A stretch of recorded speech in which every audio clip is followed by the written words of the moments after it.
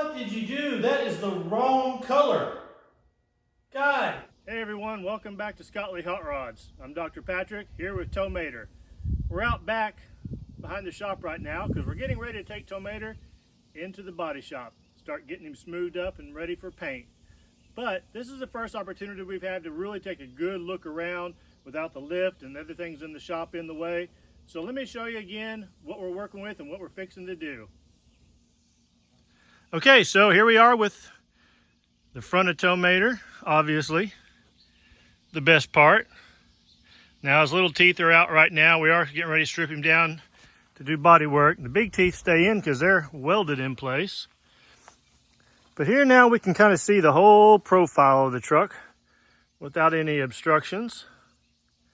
Again, we used a international cab because it was taller. It didn't have that overhang over the windshield.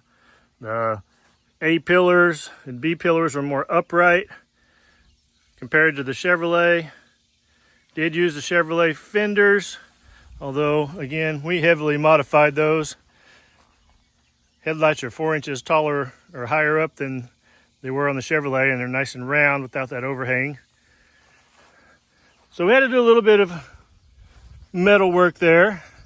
Here again you can see the tow bed in all its glory. Again, it's not functional, but it does look the part. We have the fake gas filler there because that's where Mater had his gas filler. The real one, I'll show you, is hidden over here behind the trap door in the bed. As we fill the gas up there, we can lock that down. Keeps people from messing with it. The big old 20-ton Tulsa winch hooked up to it's about a 14 or 16 inch hook off of a crane. It weighs about 25 pounds. That's why we've got it tied to the bed, because when this thing gets to swinging, it does some damage both to the truck and to anybody around it. We don't want kids grabbing it and swinging it and hitting another kid in the head. So we've got it strapped down there. Again, all of our rigging. Again, we've got fake rigging that comes out from the bed over that pulley out to the boom, and it comes back in dead ends there. And if these were hooked up, one on each side, that would raise and lower the boom when they were activated. So you'd have one control running the winch cable up the middle that raises and lowers the hook, and the other two cables that raise and lower the boom. They also center the boom. And then the pivot point in the middle, it's really locked down, doesn't actually pivot anymore. Back of it's pretty flat, boring. Not a lot to see there. Let's see if we can get a view from this side without getting into the sunlight too much. There we go, to block the sun a little bit. But good, another, kind of see the profile here. Using different parts of trucks and a homemade bed. Gives you the cartoonish, kind of out of proportion look that is Tomater. Again, the top of the cab has been raised up on one side, and when he has his eyeballs and stuff in vinyl on the windshield, that'll make sense because it looks like he has one eyebrow raised up. The fake engine cover, well, it's a real engine cover, it's covering up an engine, but it's a fake engine on top of the missing hood. That protects the real engine underneath and gives us that Tomater look. So now we're fixing to go into the paint shop and strip down all the lights and everything that doesn't get painted first time around. Get it ready for its first layer of primer. And primer on this is this red oxide that we've used in several places already, because it will help create that rust look. So there we go. Let's take it into the body shop and we'll get to work there. Hold on tight.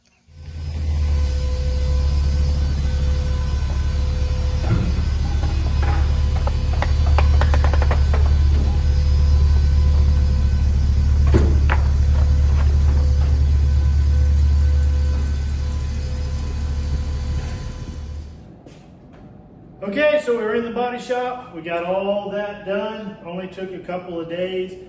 The neat thing about Tomater is he is an old rusty beat up truck. So it doesn't have to be perfect for this. We're not looking for laser straight, beautiful paint job. It's gonna be rusty. So little characters here and there is what we're gonna call that. So let me show you around real quick and then we're gonna get to primer and painting right away. All right, so the lip got all smoothed out. Bumpers, where we welded those in, all that's been smooth. Fenders, the extra space we had between the fenders and the doors, that's all been worked out. Got a nice transition into the doors. Got rid of all the cowl vents because we don't need those. Roof is all smoothed in. That'll look like it's made that way. Same thing with the rear fenders. Smooth those over so they will blend seamlessly with the rest of the truck. Didn't do any body work on the tow bed.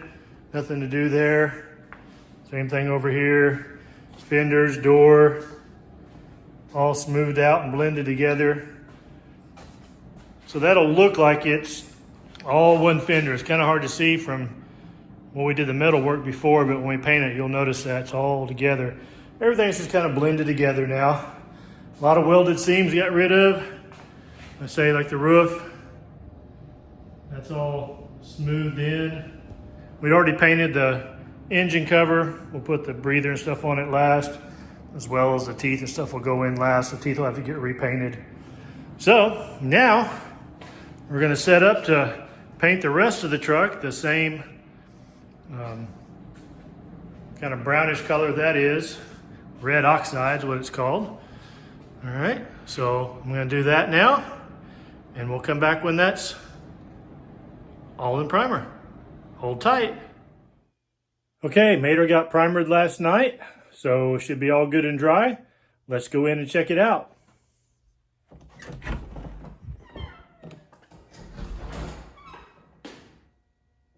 What did you do? That is the wrong color. Guys, come on. Just kidding. Mater is brown, or red oxide, I should say. Looks more brown to me, almost chocolate colored. So it's all in primer now. Base coat on top of that, it's the same color. So now we're gonna go in and start adding all the accent colors to make this look like an old rusted truck rather than just a brown truck. A quick run around here. So everything is brown, which will be our underlying color. All the other colors that go on top, the blues, the greens, the other browns and blacks, will all blend into that. But for now, we got a good solid primer and base coat.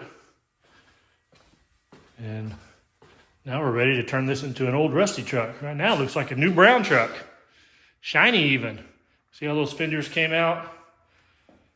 Molded into the doors, that looks great. It's exactly the look we were going for. Nobody will know what this is. All right, let's get to painting. And there we go. A little bit of color. So Mater was originally a blue truck and it was never explained why he had green doors. But first step in getting color is just to add those areas, blue and green on the sides, on top of the brown. Just kind of randomly. This is just spray paint, so it makes it look like it was rusted. Now we're actually gonna go over all of this with more brown, because the rust comes through a color. It's not just color on top of rust. So we're gonna dust it with a little bit more brown, then some dark brown and some black, kind of highlight some more areas, and we'll get Mater's look. So hang tight. Okay, and here we go. So there's no right or wrong to this. Rust happens in strange places and strange patterns. As you can see, you look real close, there's different colors. Top of the blue, now there's dark brown and black. kind of dusted everything, even the back and the bed. Everything's kind of been darkened up from the red oxide. We'll show you this again when we get it outside. You see everything's kind of dark. Gives it more darker brown colors. And it's different on each side because, again, rust does not happen in a pattern.